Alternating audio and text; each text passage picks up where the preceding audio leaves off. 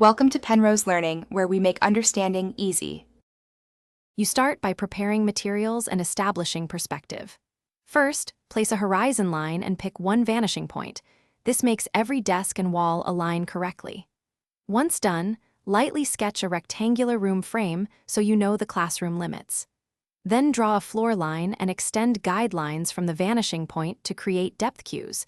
Make sure lines are faint so you can refine later. These initial measures control proportion and keep objects consistent as you add furniture. Now build the classroom interior using your guides.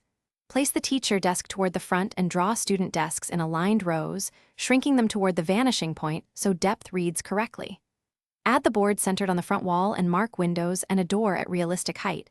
Use repeated measurements for consistency. Then block in chairs, shelves, ceiling lights, and a clock, making nearer items larger and overlapping distant ones. This creates a believable, organized scene ready for detail work. Finish by cleaning up construction marks and refining the important lines. Ink or darken edges you want to keep and erase faint scaffolding.